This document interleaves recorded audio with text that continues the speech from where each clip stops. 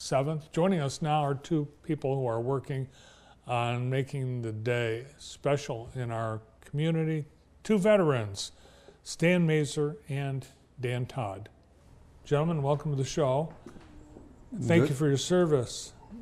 Thanks for being worth serving. Thank you, and thanks, and happy Thanksgiving. Well, happy Thanksgiving. Thanks for allowing this to happen. Well, you guys have been very active veterans.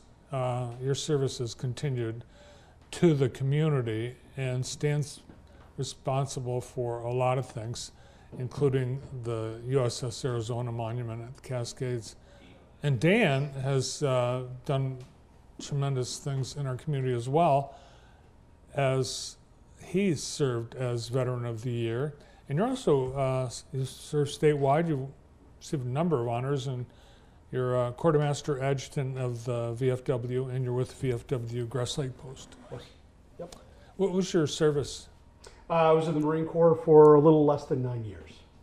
And a Marine, or a Navy man. Well, Navy Seabee, sort of a half Marine and half Navy, because we had a Marine Corps training to protect what we built. Was basically, yes. The Marine Corps is part of the Navy.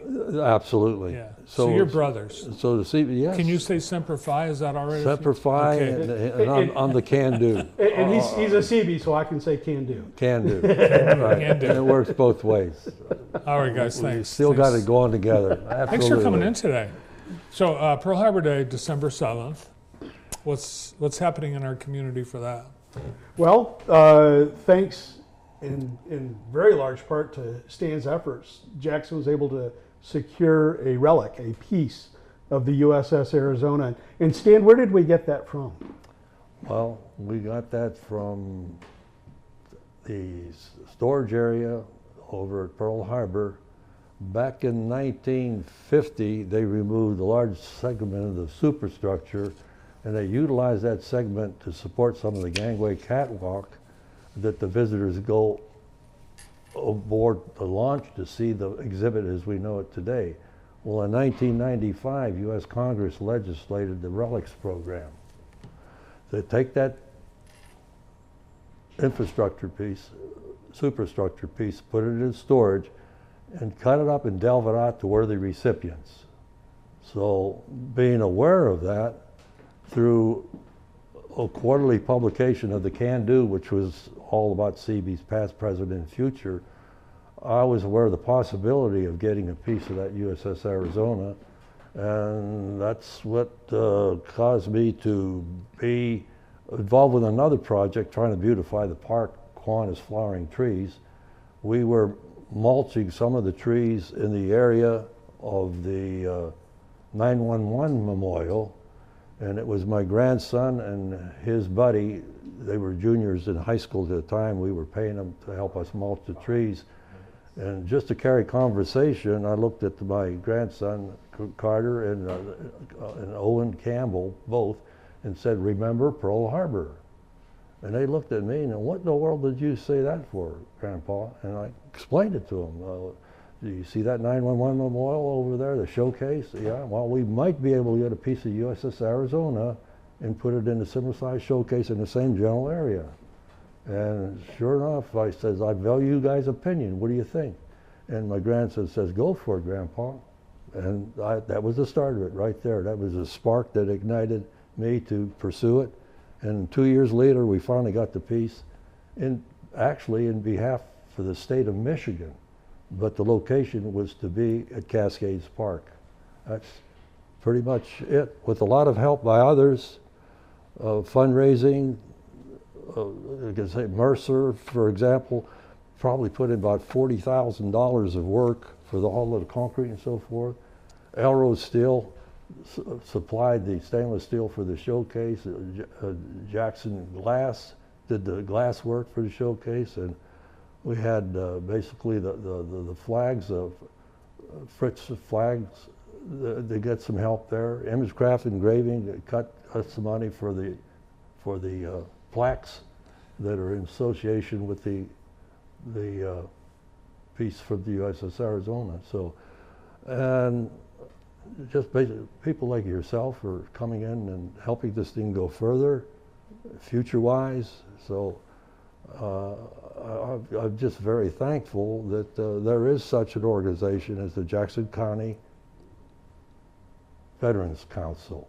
Yes, and we have the results dedicated 4 years ago on December 7th. And this year, Pearl Harbor Day is on a Sunday, which I think makes it nice because a lot of people will be able to come who otherwise, if they're working, they wouldn't be able to. What's planned? You've got a special program? So this is our fourth annual Pearl Harbor Day observance, which we do hold at the USS Arizona Memorial. We have a process. We have a guest speaker. This year's guest speaker is the executive officer for Navy Talent Retention in the Great Lakes area. I think it's officially the Heartland area. And his name is John Wake. So he's going to be our guest speaker to speak a little bit about what the day means and why it's important, and give us a little reminder on the history. We also will read each of the names of the 26 Michiganders who died on, I'm sorry? 28. 28. Got to make, he'll keep me straight. But so we've got 28 Michiganders that died on the USS Arizona when it went down. There were roughly 1,200, like I think 1,127. I might be off by one or two, pretty close.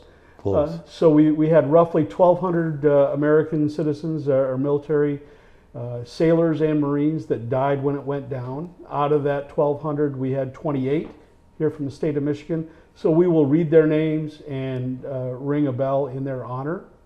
And then we will have a rifle salute and restore the flags at the top of the mast.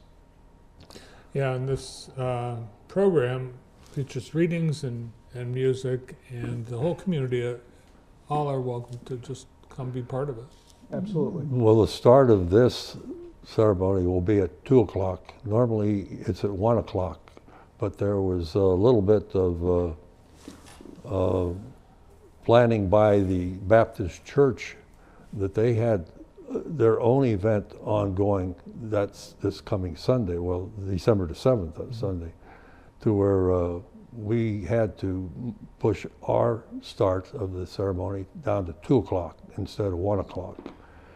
The 1 o'clock was pretty close to when the Japanese actually attacked back in 1941. There's a few minutes back and forth. So anyway, because of the church not being able to have their facility open for our ceremony at 1, we had to make an adjustment. Makes sense. And Dan, you're talking about 28 Michiganders, and Stan, I don't know how you did. You found out there was a Jackson. Jackson, man. Stanley Zarnicki. There was one Marine out of those 28, Joe Baraga. He was one of the towns in the Upper Peninsula.